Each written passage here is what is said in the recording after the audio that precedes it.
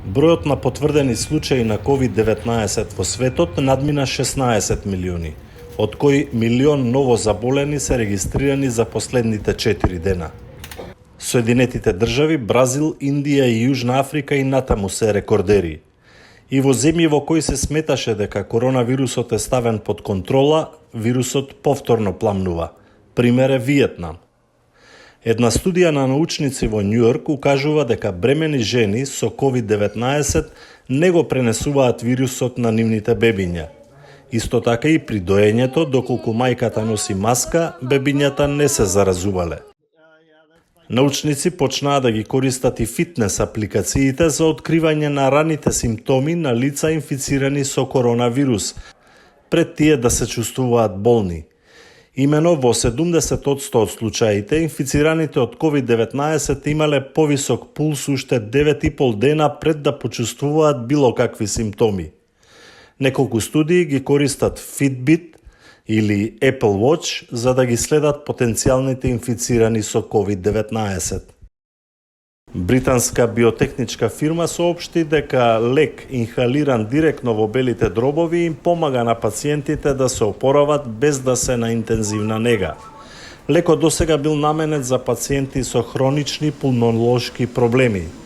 Пациенти со COVID-19 на кои им бил даван овој лек останувале 2 до 3 пати помалку време во болница, но потребни се повеќе испитувања.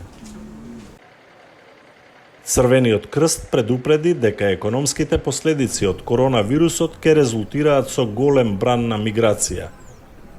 Many people who are losing livelihoods, once the borders start opening, may feel compelled to move. So we should not be surprised if there is a massive increase in the migration in the coming months and the years. If people see that the vaccine is, say, for example, available in Europe but not in Africa, what happens? People want to go to a place where vaccine is available. Тој додаде дека затоа е важно вакцината да им биде достапна на сите, а побогатите земји да им помогнат на посиромашните во врска со економските последици. Американската влада и вети речиси $2 милиарди на фармацевската компанија Pfizer за 100 милиони дози на вакцина која би требало да биде испорачана во декември. Ова е дел од планот на претседателот Трамп за финансирање на повеќе потенцијални вакцини паралелно. Вакцина произведена од кинеската компанија Sinovac Biotech е во финална фаза на тестирање во Бразил.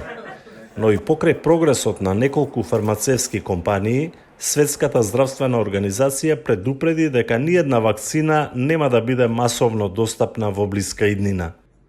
We are going to have to prioritize who gets what vaccine at the beginning, depending on which vaccine becomes available, and we're going to have some policy and priorities around the best use of those vaccines. Според проценките, вакцина против COVID-19 за масовна употреба нема да има пред 2021 година.